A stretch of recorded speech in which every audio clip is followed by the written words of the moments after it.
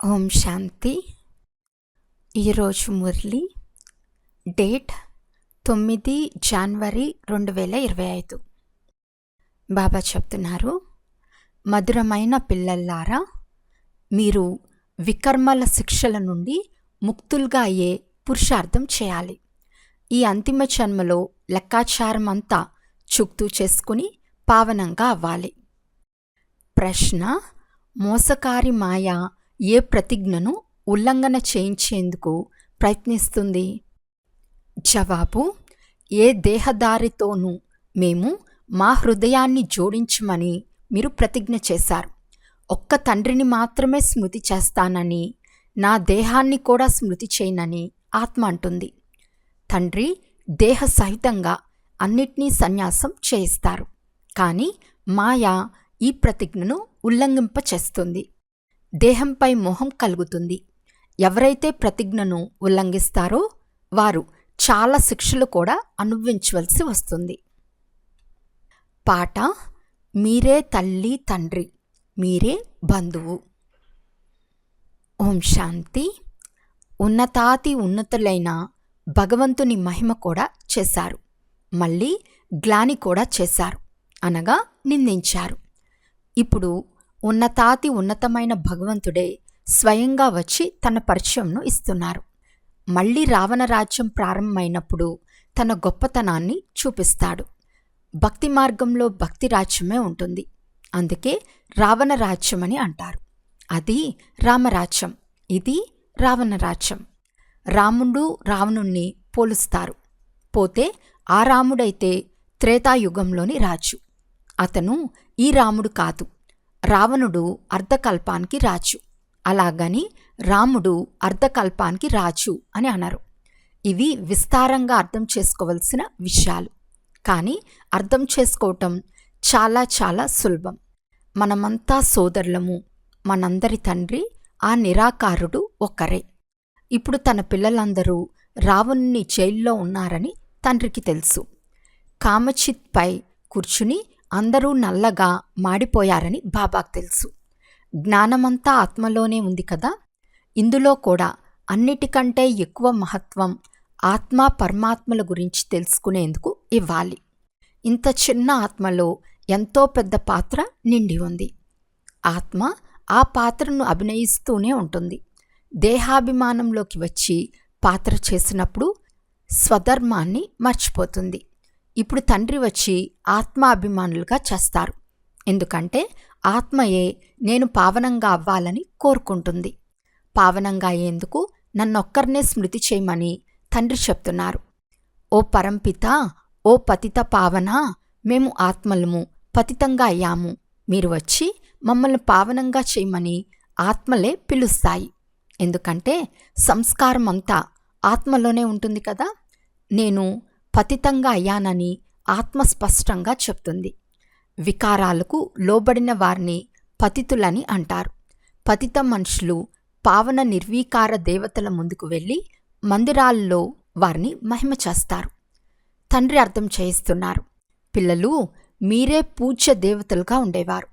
84 జన్మలు తీసుకుంటూ తప్పకుండా క్రిందకు దిగాల్సి వచ్చింది. ఇది పతితుల నుండి పావనంగా, పావనం నుండి పతితంగా అయ్యే ఆట. ఈ జ్ఞానమంతా ఆ తండ్రే వచ్చి సూచనలతో అర్థం చేయిస్తారు. ఇప్పుడిది అందరికీ అంతిమ జన్మ. అందరూ వారి లెక్కాచారాలను చుక్తూ చేసుకుని వెళ్ళాలి. బాబా సాక్షాత్కారం చేయిస్తారు.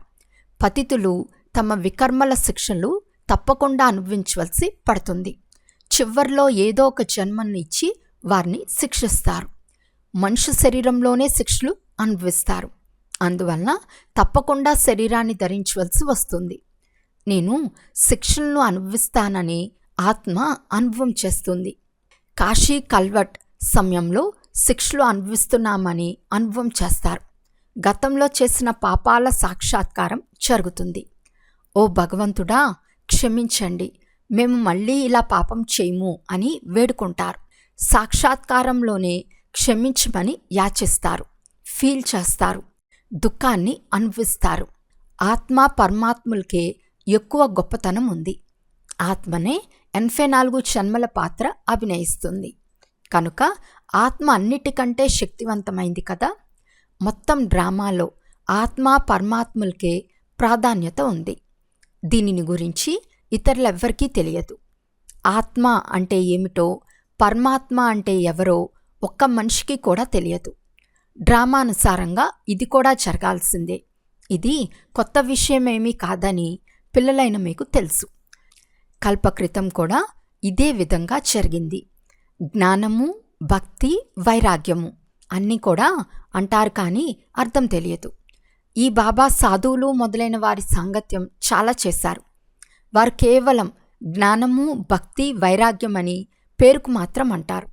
ఈ పాత ప్రపంచం నుండి కొత్త ప్రపంచంలోకి వెళ్తున్నామని పిల్లలైన మీకు బాగా తెలుసు. కనుక మనకు ఈ పాత ప్రపంచంపై తప్పకుండా వైరాగ్యం కలగాలి. ఇంకా దీనిపై మనసు ఎందుకు పెట్టాలి? ఏ దేహదారిపైన మనసు పెట్టుకోము అని మీరు ప్రతిజ్ఞ చేశారు. ఒక్క తండ్రినే స్మృతి చేస్తానని, సొంత దేహాన్ని కూడా స్మృతి చేయనని ఆత్మ అంటుంది. తండ్రి దేహ సహితంగా అన్నిటినీ సన్యాసం చేయిస్తారు. అటువంటప్పుడు ఇతరుల దేహంపై ఎందుకు ఆకర్షణ ఉంచాలి? ఎవరిపై ఆకర్షణ ఉండినా వారి స్మృతి వస్తూ ఉంటుంది. అప్పుడు ఈశ్వరుడు గుర్తుకు రాడు. ప్రతిజ్ఞను ఉల్లంఘన చేస్తే చాలా శిక్షలు కూడా అనుభవించవలసి వస్తుంది. పదవి కూడా తగ్గిపోతుంది. అందువలన ఎంత ఎక్కువ వీలైతే అంత తండ్రిని మాత్రమే స్మృతి చేయాలి. మాయ చాలా మోసకారి. ఏ పరిస్థితుల్లోనూ మాయ నుండి స్వయాన్ని రక్షించుకోవాలి. దేహాభిమానం చాలా కఠినమైన జబ్బు. ఇప్పుడు దేహీ అభిమానులుగా అవ్వండి అని తండ్రి చెప్తున్నారు. తండ్రిని స్మృతి చేస్తే దేహాభిమానం అనే జబ్బు వదిలిపోతుంది. రోజంతా దేహాభిమానంలో ఉంటారు. తండ్రిని చాలా కష్టంగా స్మృతి చేస్తారు. బాబా అర్థం చేయించారు. చేతులతో పనులు చేయండి, హృదయంలో స్మృతి చేయండి. వ్యాపార వ్యవహారాలు మొదలైనవి చేస్తున్న ప్రేయసి తన ప్రియుణ్ణే గుర్తు చేసుకుంటూ ఉంటుంది. ఇప్పుడు ఆత్మలైన మీరు పరమాత్మను ప్రేమించాలి. అందువలన వారినొక్కరినే స్మృతి చేయాలి కదా. మనము దేవీ దేవతలుగా అవ్వాలని మీ లక్ష్యం. అందుకొరకు పురుషార్థం చేయాలి. మాయ తప్పకుండా మోసగిస్తుంది. స్వయాన్ని దాని నుండి విడిపించుకోవాలి. లేకుంటే చిక్కుకుని మరణిస్తారు. గ్లాని కూడా జరుగుతుంది. చాలా నష్టం కూడా కలుగుతుంది. మనమంతా ఆత్మలము, బిందువులము. మన తండ్రి కూడా బీజరూపులు, జ్ఞానసాగర్లు అని పిల్లలైన మీకు తెలుసు. ఇవి చాలా అద్భుతమైన విషయాలు. ఆత్మ అనగా ఏమిటో, అందులో అవినాశీ పాత్ర ఎలా నిండి ఉందో ఈ రహస్యమైన విషయాలను మంచి మంచి పిల్లలు కూడా పూర్తిగా అర్థం చేసుకోరు. స్వయాన్ని యథార్థ రీతిగా ఆత్మగా భావించి తండ్రిని కూడా బిందు సమానమని భావించి స్మృతి చేయాలి. వారు జ్ఞానసాగర్లు, బీజరూపులు ఇలా భావించి చాలా కష్టంగా స్మృతి చేస్తారు. మందబుద్ధి ఆలోచనలతో కాకుండా సూక్ష్మమైన బుద్ధితో పనిచేయాలి. మనము ఆత్మలము. మన తండ్రి వచ్చి ఉన్నారు. వారు బీజరూపులు, జ్ఞానసాగర్లు. మనకు జ్ఞానం వినిపిస్తున్నారు. ధారణ కూడా అత్యంత సూక్ష్మమైన నా ఆత్మలోనే జరుగుతుంది. చాలామంది ఊరికే ఆత్మ మరియు పరమాత్మ అని అంటారు, కానీ యథార్థంగా బుద్ధిలోకి రాదు. అసలు చేయకపోవటం కంటే ఇలా మందస్మృతి చేసినా మంచిదే. కానీ ఆ యథార్థ స్మృతి చాలా ఫలదాయకం. వారు అంత శ్రేష్టమైన పదవిని పొందలేరు. ఇందులో చాలా శ్రమ ఉంది. నేను ఆత్మ, చిన్న బిందువును. బాబా కూడా ఇంత చిన్న బిందువే. వారిలో మొత్తం జ్ఞానమంతా ఉంది. మీరు ఇక్కడ కూర్చున్నారు కనుక కొంచెమైనా బుద్ధిలోకి వస్తుంది. కానీ నడుస్తూ తిరుగుతూ ఆ చింతన ఉండాలి. కానీ అలా లేదు, మర్చిపోతారు. మొత్తం రోజంతా అదే చింతన ఉండాలి. ఇదే సత్యమైన స్మృతి. ఎలా స్మృతి చేస్తున్నారో యథార్థంగా ఎవరు తెల్పరు. చాటు భలే పంపుతారు, కానీ స్వయాన్ని బిందువుగా భావించి తండ్రిని కూడా బిందువుగా భావించి స్మృతి చేస్తున్నాను అని ఎవ్వరూ రాయరు. పూర్తి సత్యంగా ఎవ్వరూ రాయరు. చాలా బాగా మురళి చదివి వినిపిస్తారు, కానీ యోగం చాలా తక్కువగా ఉంది. దేహాభిమానం చాలా ఎక్కువగా ఉంది. ఈ గుప్త విషయాలను పూర్తిగా అర్థం చేసుకోరు, స్మృతి చేయరు. స్మృతి ద్వారానే పావనంగా అవ్వాలి. మొదట కర్మాతీత స్థితి కావాలి కదా, వారే ఉన్నత పదవి పొందగలరు. మురళి చదివేవారు అనేక మంది ఉన్నారు, కానీ యోగంలో ఉండలేరని బాబాకు తెలుసు. విశ్వానికి అధికారులు కావటం పిన్నమ్మ ఇంట్లో ఉన్నంత సులభం కాదు. వారు అల్పకాల పదవి పొందుకునేందుకు ఎంతగానో చదువుకుంటారు. ఆదాయానికి మూలం, సోర్స్ ఆఫ్ ఇన్కమ్, ఆదాయానికి మూలం ఇప్పుడు దొరికింది. ఇంతకుముందు బ్యారిస్టర్ మొదలైన వారికి ఇంత సంపాదన ఉండేది కాదు. ఇప్పుడు చాలా ఎక్కువగా సంపాదిస్తున్నారు. యథార్థ పద్ధతిలో పిల్లలు తమ కళ్యాణం కొరకు స్వయాన్ని ఆత్మగా భావించి యథార్థ రీతిగా తండ్రిని స్మృతి చేయాలి. త్రిమూర్తి శివుని పరిచయం ఇతరులకు కూడా ఇవ్వాలి. కేవలం శివ అన్నందున అర్థం చేసుకోరు, త్రిమూర్తి అని తప్పకుండా ఉండాలి. ముఖ్యమైన 2 చిత్రాలు, 1 త్రిమూర్తి, 2 కల్పవృక్షం. మెట్ల చిత్రం కంటే వృక్షం చిత్రంలో ఎక్కువ జ్ఞానం ఉంది. ఈ చిత్రాలు అందరి వద్ద ఉండాలి. ఒకవైపు త్రిమూర్తి సృష్టి చక్రం, మరోవైపు కల్పవృక్షంను పెట్టాలి. పాండవ సైన్యం యొక్క ఈ జెండా ఉండాలి. డ్రామా మరియు కల్పవృక్ష జ్ఞానాన్ని కూడా తండ్రి ఇస్తున్నారు. లక్ష్మీనారాయణులు, విష్ణువు మొదలైన వారు ఎవరో ఎవ్వరికీ తెలియదు. మహాలక్ష్మిని పూజిస్తే ధనం వస్తుందని భావిస్తారు. కానీ లక్ష్మికి ధనం ఎక్కడి నుండి వస్తుంది? 4 భుజాల దేవతలు, 8 భుజాల దేవతల చిత్రాలు చాలా తయారు చేశారు. కొంచెం కూడా అర్థం చేసుకోరు. 8-10 భుజాలున్న మనుషులు ఎవరూ ఉండరు. ఎవరికి ఎలా తోస్తే అలా తయారు చేశారు. అలాగే నడుస్తూ పోయారు. ఎవరో హనుమంతుని పూజ చెయ్యండి అని చెప్పగానే పూజ చేయటం ప్రారంభించారు. సంజీవిని మూలికను తీసుకుని వచ్చారని చూపిస్తారు. దాని అర్థం కూడా పిల్లలైన మీకు తెలుసు. సంజీవని మూలిక అనగా మన్మనాభవ. ఎంతవరకు బ్రాహ్మణులుగా అవ్వమో, తండ్రి పరిచయం లభించదో అంతవరకు పైసాకు కొరగాని వారే. మనుషులకు వారి పదవులంటే చాలా అభిమానం. వారికి అర్థం చేయించాలంటే చాలా కష్టం. రాజ్యస్థాపనలో ఎంతో శ్రమ కలుగుతుంది. వారిది బాహుబలం, మీది యోగబలం. ఈ విషయాలు శాస్త్రాలలో లేనేలేవు. వాస్తవానికి మీరు ఏ శాస్త్రాలు మొదలైన వాటిని రిఫర్ చేయరు. మీరు శాస్త్రాలను ఒప్పుకుంటారా అని ఎవరైనా అడిగితే శాస్త్రాలన్నీ భక్తి మార్గానికి చెందినవి. ఇప్పుడు మేము జ్ఞాన మార్గంలో ఉన్నామని చెప్పండి. జ్ఞానం ఇచ్చేవారు ఒకే ఒక్క జ్ఞానసాగరులైన తండ్రి మాత్రమే. దీనిని ఆత్మీక జ్ఞానమని అంటారు. ఆత్మ కూర్చుని ఆత్మలకు జ్ఞానమిస్తున్నారు. అక్కడ మనుషులకి ఇస్తారు. మనుషులు ఆత్మీక జ్ఞానాన్ని ఎప్పుడూ ఇవ్వలేరు. జ్ఞానసాగరుడు, పతిత పావనుడు, ముక్తిదాత, సద్గతిదాత ఒక్క తండ్రి మాత్రమే. ఇది చెయ్యండి, ఇది చెయ్యండి అని తండ్రి మనకు అర్థం చేయిస్తూ ఉంటారు. ఇప్పుడు శివజయంతి రాబోతుంది. శివజయంతి ఎంత వైభవంగా చేస్తారో చూడాలి. ట్రాన్స్లేట్ చిత్రం చిన్నదైనా అందరికీ అందాలి.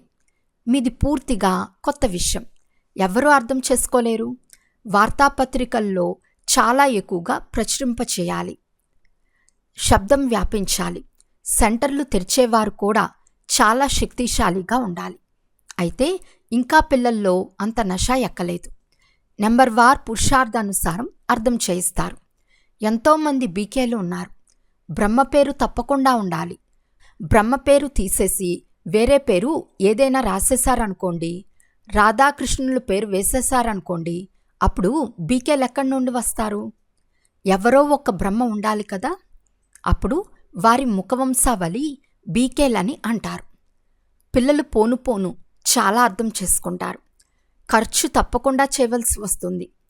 చిత్రాలైతే చాలా స్పష్టంగా ఉన్నాయి. లక్ష్మీనారాయణుల చిత్రం చాలా బాగుంది. అచ్చా, మధురాతి మధురమైన అపురూపమైన పిల్లలకు మాతాపిత బాప్దాదాల ప్రియ స్మృతులు మరియు గుడ్ మార్నింగ్. ఆత్మీక పిల్లలకు ఆత్మిక తండ్రి నమస్తే. ఆత్మిక తండ్రికి ఆత్మిక పిల్లల యొక్క ప్రియ స్మృతులు మరియు నమస్తే నమస్తే నమస్తే. ధారణ కొరకు ముఖ్య సారం. ఫస్ట్ పాయింట్, కర్మాతీతులుగా అయ్యేందుకు తండ్రిని సూక్ష్మ బుద్ధితో గుర్తించి యథార్థంగా స్మృతి చేయాలి. చదువుతో పాటు యోగంపై పూర్తి గమనం ఉంచాలి. సెకండ్ పాయింట్, స్వయాన్ని మాయ చేసే మోసం నుండి రక్షించుకోవాలి. ఎవరి దేహంలోనూ మోహం ఉంచుకోరాదు. సత్యమైన ప్రేమ ఒక్క తండ్రిపైనే ఉంచాలి. దేహాభిమానంలోకి రారాదు. వరదానము. బ్రహ్మ ముహూర్తం యొక్క సమయంలో వరదానం తీసుకుని దానం ఇచ్చే తండ్రి సమానం వరదాని మహాదానిగా అవ్వండి.